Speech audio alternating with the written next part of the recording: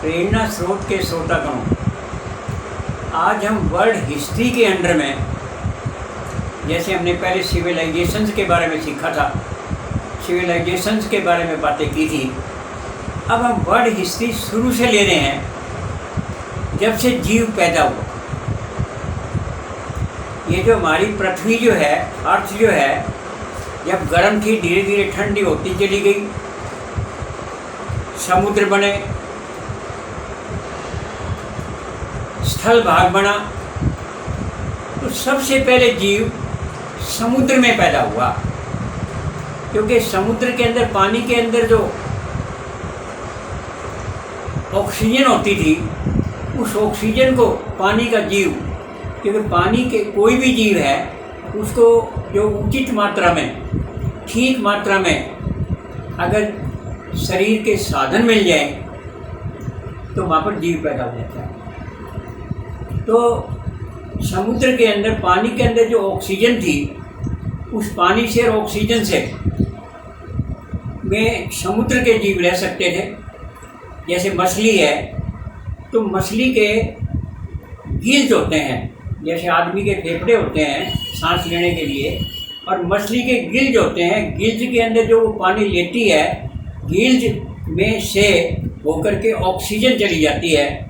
उस ऑक्सीजन और पानी के सारे जीव पानी के रहते थे। तो आपने सुना भी होगा, सनातन धर्म के अनुसार भी, तो पहले जो परमात्मा के रूप में अवतार लिया, वो अवतार भी समुद्री जीव के बारे में लिया पहला। उसके बाद जो है, ऐसे जीव जो पानी में भी रह सकते थे और ज़मीन में भी रह सकते थे, जैसे मेंढक है, मगरमच्छ है, कछुआ है, सांप है। ये पानी में भी रह सकते हैं और ज़मीन में भी रह सकते हैं। इनके जो है लंग्स, फेफड़े होते हैं, सांस लेने के लिए इनको बाहर आना पड़ता है पानी से, अगर वो पानी में रहते हैं तो, और पानी से बाहर रहते हैं तो वो सांस ले सकते हैं। तो इस प्रकार से ऐसे जीव पैदा हुए जो समुद्र में, पानी में और स्थल पर भी रह सकते थे। तो आपने सुना भी होगा, कच्छप अवतार लिया परमात्मा ने, उसी तरह से अवतारों का वर्णन है। इसी प्रकार से कुछ जीव फिर स्थल पर, केवल स्थल पर, तो पानी में नहीं रह सकते थे फिर वो, जैसे हाथी है, शेर है, कुत्ता है, आदमी है, ये फिर स्थल पर रहने शुरू हो गए। और स्थल पर भी क्या रहने शुरू हो गए, स्थल में भी जैसा वातावरण था, जिस हिसाब से उनको, जैसे कहीं रेगिस्तान था तो वहाँ पर रेगिस्तान जैसे जीव पैदा हुए। जहाँ पर पानी की मात्रा या धूप की मात्रा ज़्यादा थी, वहाँ पर वैसे ही जीव पैदा हुए। जैसे भूमध्य रेखा पर है, भूमध्य रेखा पर जो गर्मी ज़्यादा पड़ती थी, तो गर्मी ज़्यादा से वर्षा ज़्यादा होती थी, और वर्षा ज़्यादा होती थी, जंगल थे और जंगली जानवर ज़्यादा रहते थे। इस प्रकार भूमध्य रेखा के खंड के अंदर, जो भूमध्य रेखा के 10 डिग्री ऊपर 10 डिग्री नीचे भूमध्य रेखा का खंड कहलाता है, वो जीव पैदा हुए। इसी प्रकार करते करते अनेक जीव पैदा हुए, और उसके बाद धीरे धीरे मनुष्य जो है पशुओं की भांति घूमता था। जैसे पशु अपनी शिकार करते भोजन के लिए, और शिकार करके वो खाते थे, कच्चा ही खाते थे, जैसे जानवर खाते हैं। रहने के लिए वो पेड़ की छाल वगैरह में, पेड़ में घरकुला वगैरह बनाते, उसी के नीचे रह लेते थे। इस प्रकार वो भी एक पशु की भांति जीवन व्यतीत करते थे। परंतु धीरे धीरे आग का पता चला, अग्नि का। अग्नि से क्या हुआ कि वो मांस को पका करके खाने लग गए, और अग्नि से क्या हुआ कि जो ठंड में जो ज़्यादा पड़ती थी, अग्नि से उसे बचाव करना शुरू कर दिया। इस प्रकार से अग्नि से बहुत सी चीज़ें हमें पता लगने लगी। तो इस प्रकार से अग्नि के प्रयोग के बाद आगे फिर आपको मैंने पहले भी बताया था कि जो सिंधु घाटी की सभ्यता, इंडस वैली सिविलाइजेशन जिसको हम कहते हैं, आगे और सभ्यताएँ आई। तो सभ्यताओं के मुताबिक जीव जो है अपने परिवर्तन करता रहा। पहले कॉपर, तांबे का पता लगा। इंडस वैली सिविलाइजेशन, सिंधु घाटी सभ्यता में प्रकृति की पूजा ज़्यादा होती थी, सूर्य की पूजा। फिर कुछ बर्तन बनाने आने लगे, चाक के ऊपर चाक घुमा करके बर्तन, और फिर चक्कर का प्रयोग हो गया। चक्कर का प्रयोग से हुआ पहिए का प्रयोग, पहियों के प्रयोग से जो चीज़ें हम ले जाने लगे छकड़े में अंदर, वो पहिए से के प्रयोग से उसका ले जाना आसान हो गया। इस प्रकार से नए नए प्रयोग होते चले गए। और इंडस वैली सिविलाइजेशन की जैसे बड़े को जानकारी मिलती है, उसके अंदर पक्की ईंटों के मकान थे, स्नान के लिए बड़े बड़े स्नान गृह थे। इसी से उसके महत्व का पता चलता है कि वो कितने, और चौकोर सड़कें थी। इससे पता चलता है कि वो सभ्यता कितनी ऊंची थी। और उसके बाद धीरे धीरे इजिप्ट, जो मिस्र की नील घाटी की सभ्यता थी, चीन की सभ्यता थी, जिससे प्रिंटिंग प्रेस का रोड का कई चीज, तो अनेक सभ्यताओं के ने अनेक प्रकार के आविष्कार किए, नई नई बातों के बारे में खोज की। तो हमने इंडस वैली सिविलाइजेशन के बारे में बात किया था, इजिप्ट का, और जो जो जो यानी इराक की सभ्यता थी, भारत के बारे में बात की थी। भारत में भी जैसे मैंने पहले बताया था कि इंडस वैली सिविलाइजेशन का तो पता ही नहीं था हमें, ये तो बाद में पता चला जबकि खुदाई वगैरह करनी शुरू की, तो पुरानी चीज़ें जब मिलनी शुरू हुई तो पता चला कि भाई इंडस वैली सिविलाइजेशन यानी सिंधु नदी के साथ साथ जो थी वो सभ्यता फैली थी। वो सभ्यता बड़ी लोथल गुजरात तक, और सारे जो आजकल पाकिस्तान है, सारे वो सभ्यता फैली थी, और दूर दूर तक हरियाणा तक वो सभ्यता सारे फैली हुई थी, और उस सभ्यता का बड़ा भारी महत्व था। उसके बाद आर्य सभ्यता, इससे पहले उत्तर के अंदर द्रविड़ लोग रहते। द्रविड़ लोग शिव के पुजारी थे, भगत लोग थे, खेती बाड़ी करते थे। तो जब आर्य लोग जो थे जब यहाँ पर आए, या आर्य लोग यहीं से समझो, इन दोनों बातें या तो वो सोवियत संघ में यानी रूस के अंदर जो बर्फीला इलाका था उससे नीचे उतर करके आए, और या फिर इंडिया में जैसे हुए, कुछ तो लोग इंडिया में आ गए तो वो तो इंडो आर्यन कहलाए, और कुछ लोग यूरोप के चले गए, वो यूरो आर्यन कहलाए, वो भी आर्यन कहलाए। तो आर्य सभ्यता, फिर आर्य लोग भी खेती बाड़ी करते थे, उनका गांव का विकास था, पशुपालन करते थे। इस प्रकार से द्रविड़ लोगों का वो, जैसे द्रविड़ लोगों को तंग करने लगे या द्रविड़ लोग उनसे दुखी हो गए, तो द्रविड़ लोग तो साउथ में चले गए, और उत्तर भारत के अंदर आर्यों का राज आ गया। धीरे धीरे करके आर्य लोग, ऋषि मुनियों ने वेद शास्त्र यानी रच के और प्रकृति के बारे में खोज की, और नई नई बातों के बारे में हवन का महत्व बताया, दवाइयों का महत्व बताया, जड़ी बूटियों का महत्व बताया। इस प्रकार से वेद शास्त्रों के अंदर हमारे, तो वो वैदिक युग कहलाता है।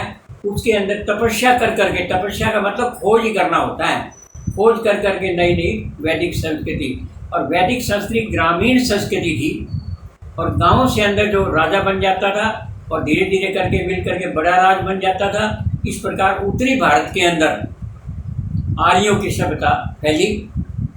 और फिर बाद में सतयुग, त्रेता युग, द्वापर युग, आगे कलयुग। सतयुग में जैसे हम लोग कहानी लेते हैं उसकी, जैसे सतयुग में ध्रुव हुए, भगत प्रहलाद हुए, राजा हरिश्चंद्र हुए, त्रेता युग में श्री राम हुए, द्वापर युग में श्री कृष्ण हुए, और कलयुग में जैसे 576 ईस्वी पूर्व और बुद्ध का जन्म हुआ। क्योंकि हिंदू जो समाज था वो तो जातियों में बट गया, एक दूसरे से भेदभाव करने लगे, तो बुद्ध धर्म धारण करने से उसमें जाति पाति का कोई भेदभाव नहीं था। तो बुद्ध धर्म भी भारत में फैला, और वो बुद्ध धर्म भारत में फैल करके सारे एशिया में फैल गया। इसी प्रकार जैन धर्म है, सिख धर्म है, ये सब संतों के यानी संतों की भक्ति से हुए।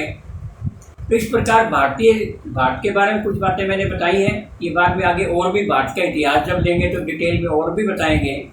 इसी प्रकार से जो प्रकृति की जो बातें थी, तो हमने जो सभ्यताओं के बारे में सीख करके हमने नए नए आविष्कार किए।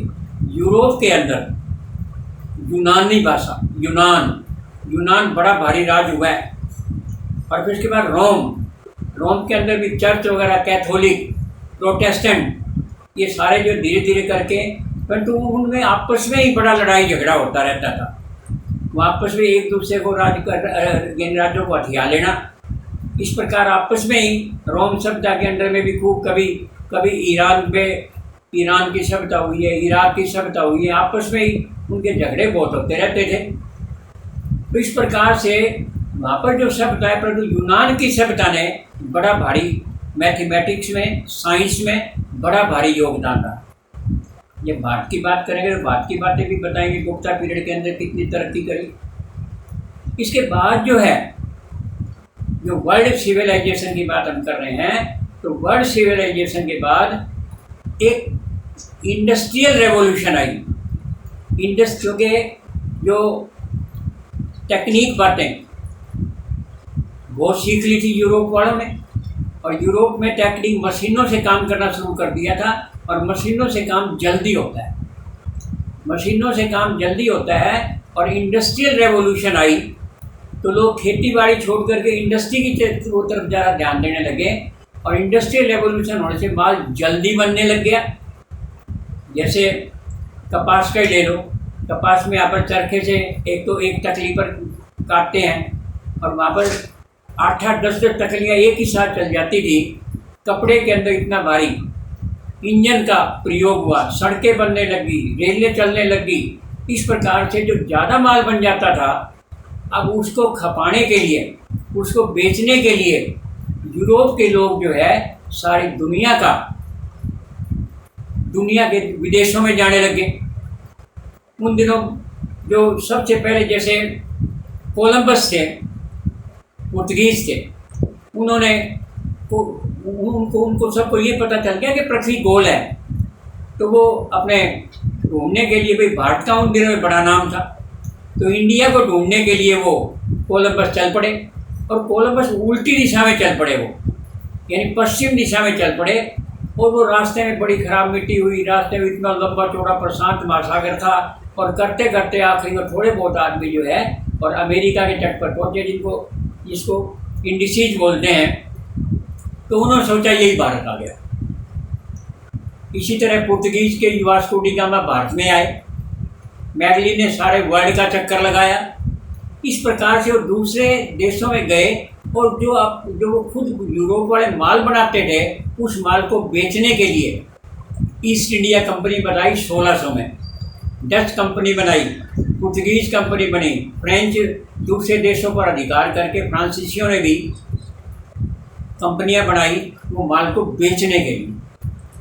इसी प्रकार वहाँ पर जाकर के और माल को बेचने के बहाने वो बाकी पॉलिटिक्स में इंटरफियर करने लगे, और कमज़ोर राजाओं के साथ मिलकर के जो बड़े ज़बरदस्त राजा थे उनको हरा करके और बाकी पॉलिटिक्स पर, बाकी राज्यों पर अधिकार करना शुरू कर दिया। तो इस प्रकार से वहाँ पर जो इंडस्ट्री जो मतलब रेवोल्यूशन हुई, तो वो इस प्रकार से जो है। उसके बाद ग्लोरियस रेवोल्यूशन आई इंग्लैंड के अंदर।